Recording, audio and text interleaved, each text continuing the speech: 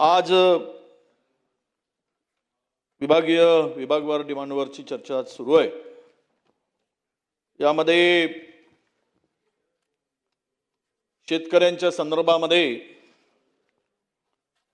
आज बजेटच्या भाषणामध्ये माननीय मुख्यमंत्री महोदयांनी जी कर्जमाफीची घोषणा त्या ठिकाणी केलेली होती। अध्यक्ष महोदय, ही कर्जमाफी करत असताना वारंवार पात्र पूर्वी कोरा आता पात्र आता ह्याच्यातून कोण पात्र हे कसे ठरवणार? कारण 30 सप्टेंबर पर्यंतच्या 2025 पर्यंतची 2 लाखापर्यंतची ही कर्जमाफी ही खरंच काय फायदा होईल? किती शेतकऱ्यांना फायदा होईल? नियमित कर्ज भरणाऱ्यांना काय फायदा होणार आहे? ही खरं म्हणजे 30 सप्टेंबर ही तारीख लावून शेतकऱ्यांना विश्वासघात शेतकऱ्यांचा करणारी फसवी अशी कर्जमाफी आहे हे आता बोलायला इथे पूर्णतः वाव आहे।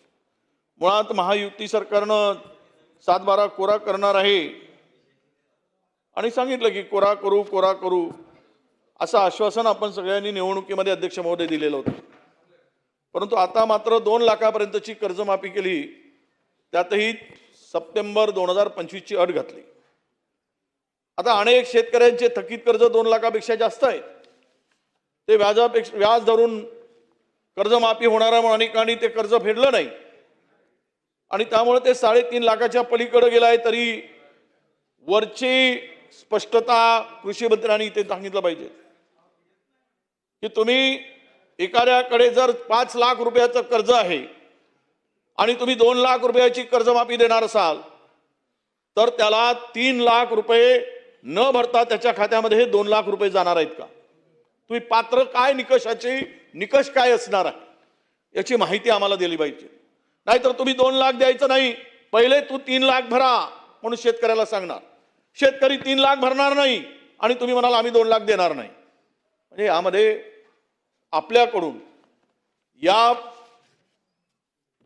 चर्चेमध्ये या विभागाच्या महाराष्ट्रातील शेतकऱ्यांना कळलं पाहिजे ही कर्जमाफी खरंच त्यांना लाभाची आहे की नाही, शेतकऱ्यांच्या खरोखर खात्यात पैसे जाणार आहेत की नाही। आणि म्हणून या ठिकाणी याची स्पष्टता अध्यक्ष महोदय हवी आहे।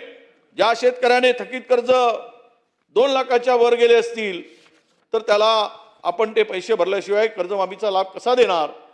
आणि त्या पलीकडे जाऊन ज्या शेतकऱ्यांनी कर्जमाफी होणार आहे या आशेने नियमित कर्ज भरले नाहीत ते देखील या 50,000पासून पुन्हा वंचित राहणार। त्यांना वाटत होतं कर्जमाफी करणारच आहे, सरकारने प्रॉमिस केलं, वचन दिली आणि घोषणा केली, त्यामुळे अनेकांना कर्जमाफी होणार म्हणून त्यांनी हे 50,000 रुपये ते भरले, त्यांनी नियमित कर्ज भरले नाहीत ते देखील यापासून वंचित राहणार नाही याची आपल्याला काळजी घ्यावी लागेल। अध्यक्ष महोदय, गेल्या वर्षी अतिवृष्टी झाली, यावेळी देखील सरकारने जाहीर केली होती मदत।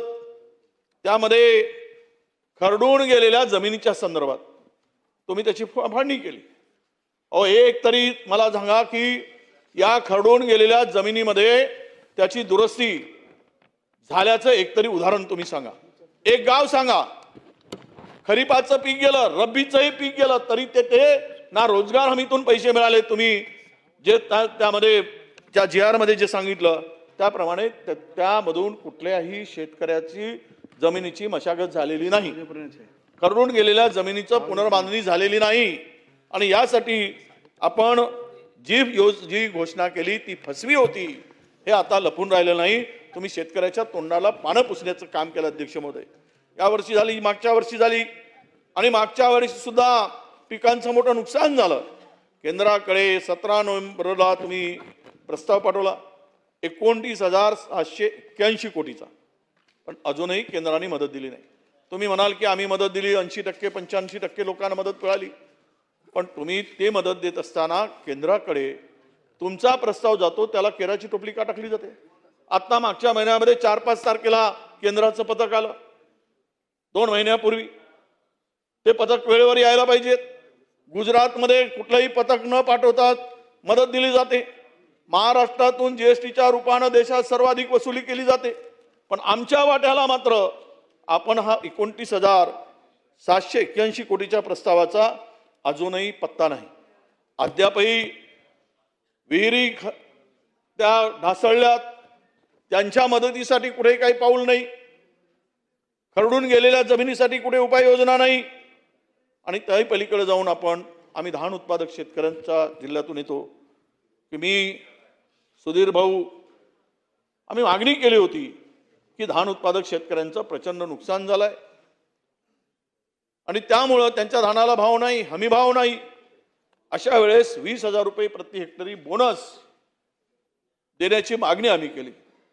आम्हाला अपेक्षित होतं की या बजेटमध्ये ते मिळेल, पण दुर्दैवानं त्याचा साधा उल्लेखही वित्तमंत्र्यांच्याकडून झालेला नाही. आणि धान उत्पादक जिल्ह्यातील धान उत्पादक शेतकऱ्यांना आपण वाऱ्यावर सोडण्याचं काम केलं अध्यक्ष महोदय.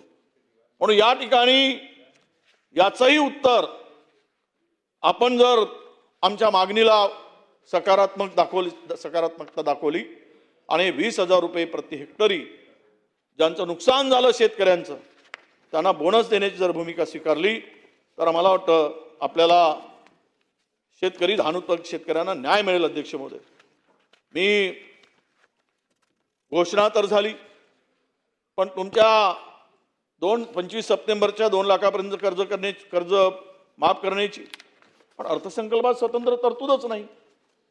कशी देणार, काय देणार आता ते सरकार ठरवेल, पण किमान त्याचा उल्लेख सुद्धा हे 35,000 कोटी रुपये साधारणतः लागतील, ते पैसे आणणार कुठून, कशी तरतूद करणार, यामध्ये काही त्याचा उल्लेख नव्हता.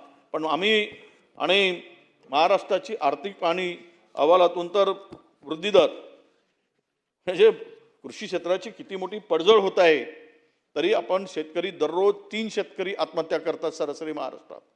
ही परिस्थिती असताना वृद्धी दर 9.1 वरून 3.4% आलाय. निर्यातीमध्ये घट झाली. राज्याचा 2025-26 आर्थिक पाहणी अहवालामध्ये राज्याच्या स्थूल उत्पन्नाचा वृद्धी दर जो आहे 7.3% वरून 7.9% वाढण्याचं पूर्वानुमान आपण व्यक्त केला अध्यक्ष महोदय. पण यामध्ये 9.1 गेल्या वर्षाच्या 9.1% वरून वृद्धी दर 3.4% घसरण्याचा पूर्वानुमान व्यक्त केल्याने कृषी क्षेत्रामध्ये जे चिंतेचं वातावरण आता पसरलेलं आहे त्याही संदर्भात थोडासा खुलासा, हे जे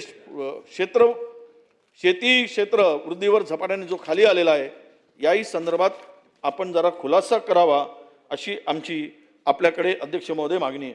अध्यक्ष महोदय, मोठा गाजावाजा करून यामध्ये कृत्रिम बुद्धिमत्ता धोरणाच्या अंमलबजावणीसाठी आपण 24 जून 2025 रोजी आणलेल्या बुद्धिमत्ता परिषद तारीख 22-23 ला जी काही 500 कोटीची यामध्ये तरतूद केली. आता अध्यक्ष महोदय, हे 500 कोटी रुपये तरतूद केली असताना यामध्ये या परिषदेमध्ये जगभरातील तज्ज्ञ लोक सहभागी होणार आहेत वगैरे, गुंतवणूक करार वगैरे सगळं झालं. किमान 2 कोटी रुपये त्या दररोजचा एक हाल त्या BKC मध्ये घेतला गेला. तर 500 कोटी रुपये 3 वर्षासाठी खर्च करणार आहात, त्याची तरतूद पण केली. पण मला कळत नाही की हे तरतूद करत असताना यावर्षी काही खर्च केला असेल 7-8 कोटी रुपये चहा पाण्यावर, यातून साध्य काय होणार आहे. यामध्ये जे काही आपण काही प्रकल्प जे हाती घेतली होती, बारामतीतून ऊस, नाशिकला द्राक्ष, अशी काही प्रकल्प आपण ओपन टेंडर मागवून याच्याकडून जर IIT कडून हे तपासून घेतलं असतं आणि यामधून तपासून घेऊन यावर जर चर्चा करून या प्रकल्पाला काही निधी दिला असता तर शेतकऱ्यांना या नवोन्मेष तंत्रज्ञानाचा नक्की फायदा झाला असता. पण तसं होताना काही दिसत नाही अध्यक्ष महोदय. हे आपल्याला या जिओ वर्ल्ड कन्व्हेन्शन सेंटरमध्ये झालेलं जे काही हे AI फॉर ॲग्री 2026 ही जंगी परिषद आपण घेतली, यातून काय साध्य होणार आहे, काय झालं आहे आणि किती यातून शेतकऱ्यांना फायदा होईल याबाबत आपण जरा उल्लेख केलात आपल्या उत्तरातून, तर महाराष्ट्रातील शेतकऱ्यांना या ठिकाणी नक्कीच आपल्याला न्याय दिल्याचं लक्षात येईल. अध्यक्ष महोदय, मी सांगितलं की हमी भावाच्या संदर्भात आपण आपली उदासीनता यावेळेस आता नानाभाऊ पटोलेंनी त्याचा उल्लेख थोडासा केला होता. अध्यक्ष महोदय, आणि ते भुजबळ साहेबही माननीय आहेत. मला वाटतं यावर्षी धान खरेदीचा जो कोटा होता तो 1 महिन्यापूर्वी संपलेला आहे. आता अनेकांनी ऑनलाईन नोंदणी करून त्यांची धान त्या सेंटरवर पोहोचले आहेत, पण भुजबळ साहेब ते धान खरेदी होत नाही आहे. शेतकरी प्रचंड चिंतेत आहे.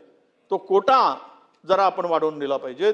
कृषी मंत्री म्हणून, आणि ते पणन मंत्र्यांचं खरं म्हणजे काम आहे ते, पण आपल्याला कृषी मंत्री म्हणून या कृषी मालासाठी त्याची मुदत वाढवून देऊन त्याचा कोटा सुद्धा आपण वाढवून दिला पाहिजेत. अशा प्रकारची मागणी या निमित्तानं आपल्याकडे अध्यक्ष महोदय मी करतोय. अध्यक्ष महोदय, माननीय मंत्री महोदयांनी, मी एक तापी खोऱ्यातील बोदवड नावाचा प्रकल्प आहे. बोदवडमध्ये उपसा सिंचन योजना सुरू आहे. त्याचं लाभ क्षेत्र सुधारित करून बुलढाणा जिल्ह्यातील दाखवून, म्हणजे हे आहे उत्तर महाराष्ट्रातलं, आणि VIDCतून पैसे घेण्यासाठी या प्रकल्पाचा लाभ क्षेत्र हा बुलढाणा जिल्ह्यात दाखवला, आणि याचा मोठा निधी विदर्भाच्या या प्रकल्प दाखवून वर्ग करण्यात आलाय. या निधीमधून मी पत्रही दिला, याची माहिती मागितली सचिवांच्याकडे आणि मंत्री महोदयाकडे, की हा प्रकल्प सरळ विदर्भाच्या निधीवर डल्ला मारणार आहे. म्हणजे आमचा निधी तिकडे पलटवून देण्यासाठी केवळ कागदपत्री या बोदवड उपसा सिंचनाचा लाभ क्षेत्र त्या ठिकाणी दाखवला, कागदपत्री दाखवला, प्रत्यक्षात अजिबात लाभ त्या ठिकाणी होणार नाही.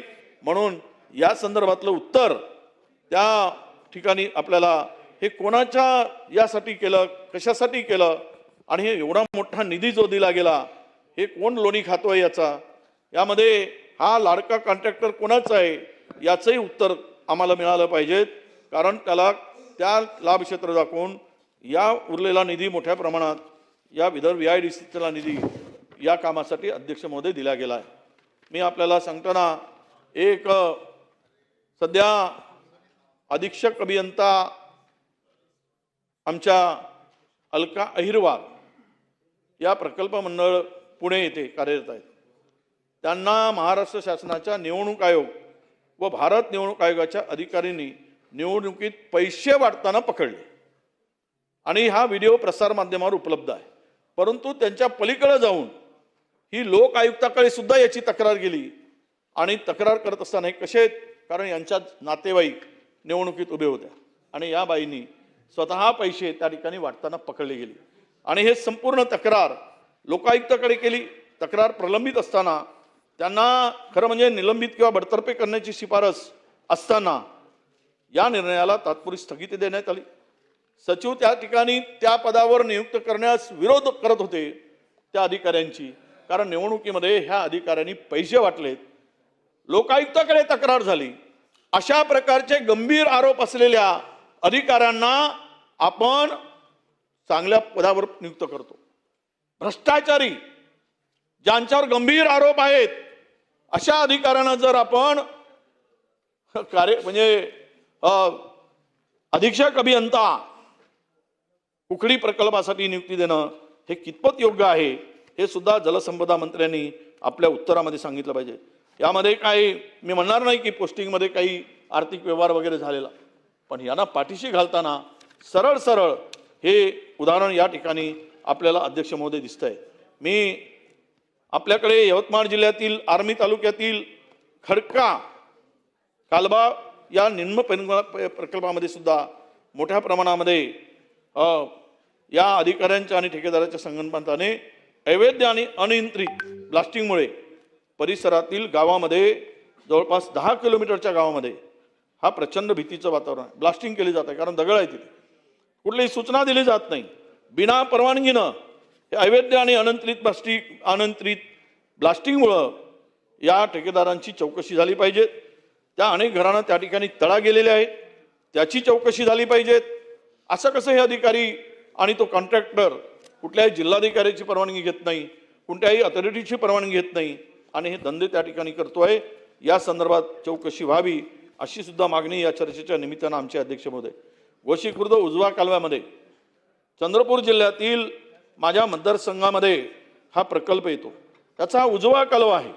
या उजव्या कालव्यामध्ये जवळपास हे काम म्हणजे यामध्ये 35,000 हेक्टर जमीन सिंचनाखाली येऊ शकते.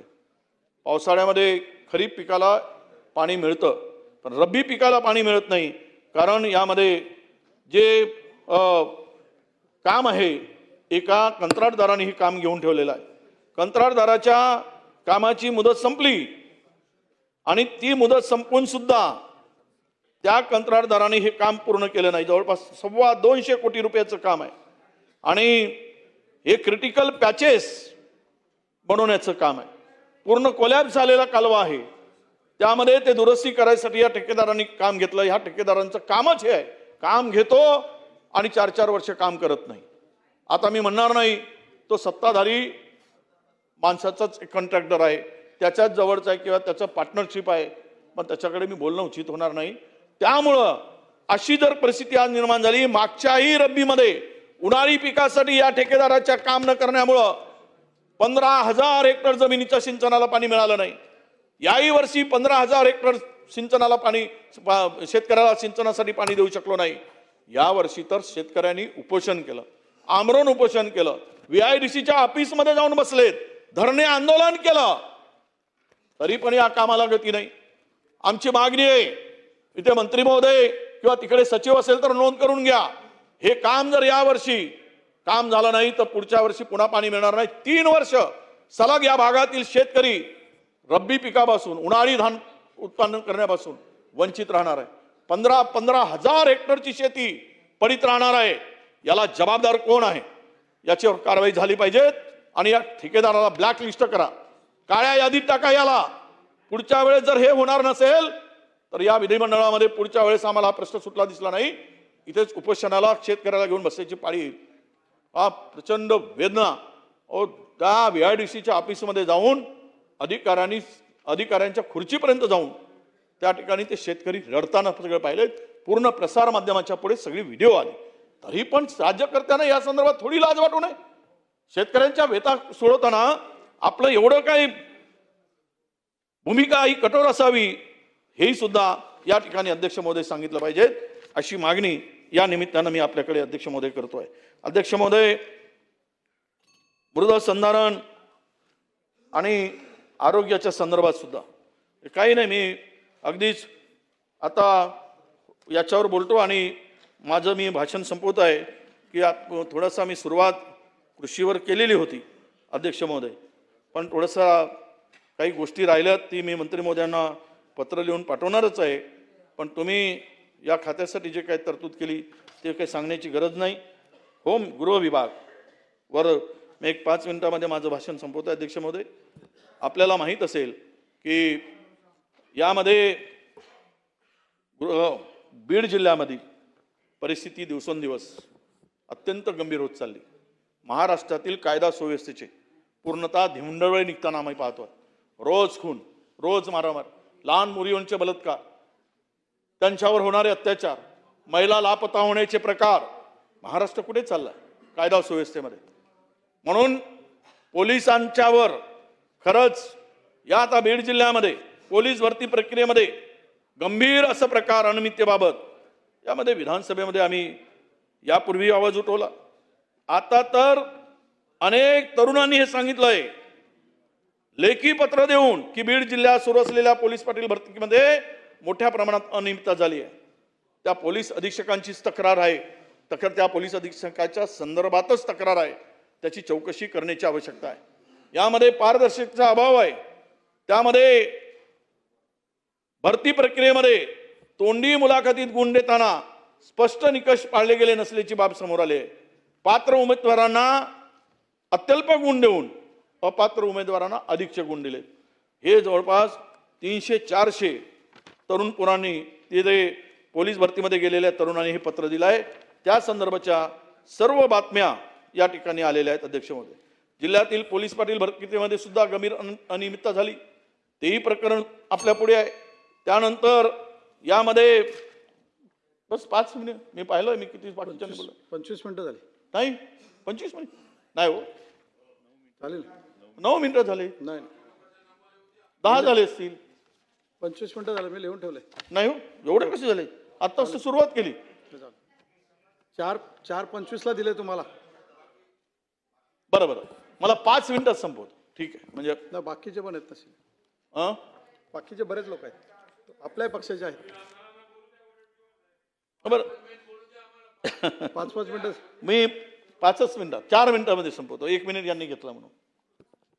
अध्यक्ष महोदय माझ्या जिल्ह्यामध्ये 91 लाख रुपयाच्या बनावट नोटा या जप्त करण्यात आल्या.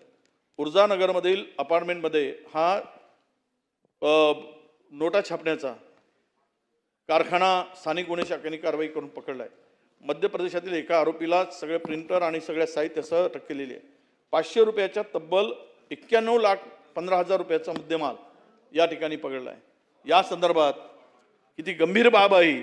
या नोटा जर अशा पद्धतीनं छापल्या जात असतील तर यामध्ये कुठे चाललाय आपला आपण या ठिकाणी लक्ष घालण्याची आवश्यकता आहे. अध्यक्ष महोदय मी खरं तर आता माझ्या प्रस्तावावरच बोलणार आहे कारण गृह खात्यावर बोलण्यासारखं खूप आहे त्यामुळं तुमच्या 2-3 मिनिटामध्ये काही होणार नाही.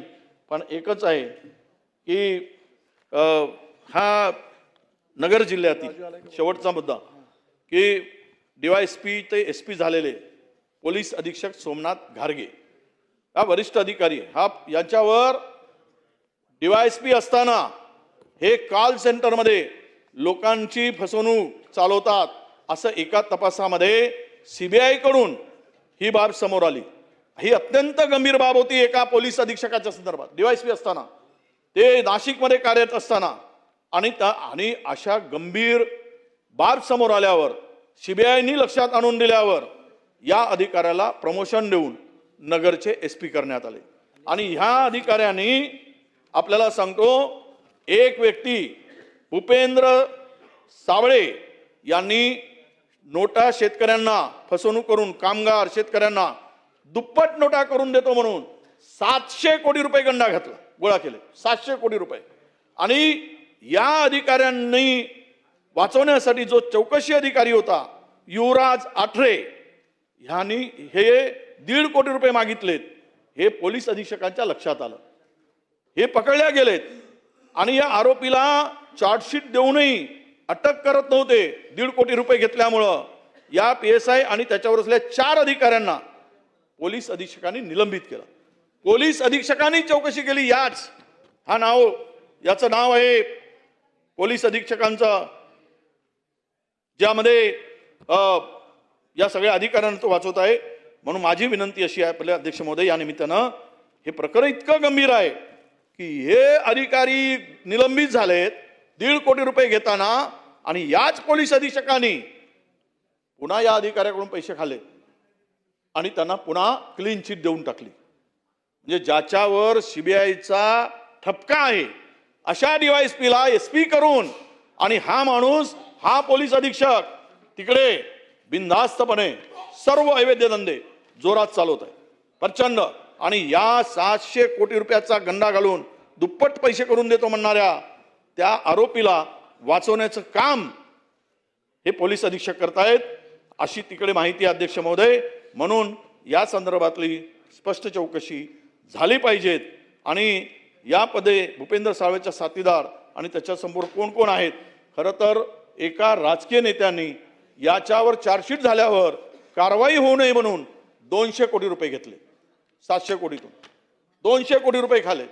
ही खरं म्हणजे SIT नेमून गृह खात्याने कुठे गेले गृह खात्याचे राज्यमंत्री आहेत का मंत्री ते पण नाहीत. वाट लावली आहे आमची सगळी कुठे आहे. अरे काय असं होतं काय आता गृह खात्याची चर्चा जस्ट गेले जस्ट आलेत. आताच अध्यक्षांच्याकडे जाऊन बसून आलो आम्ही. ते सांगितलं आम्ही की सगळे मंत्री किमान मागण्यावर तरी आपल्या बजेटवर चर्चावर तरी ठीक आहे. आणि स्वतःच्या मागण्यावर तुम्ही चर्चा होत असताना हा किती गंभीर प्रश्न आहे. अशा वेळेस गृहमंत्री जर हजर नसतील काय या चर्चेला महत्व आहे. राज्यमंत्री तरी 2-2 आहेत. कोणी कसं करावं म्हणजे हे तुम्ही सांगा ना. आता कोण आहे तिथे ह्या खात्याशी संबंधित तुम्ही एकटे सोडले तर असं चालत नाही नोट राजे, हे नोट चालत नाही.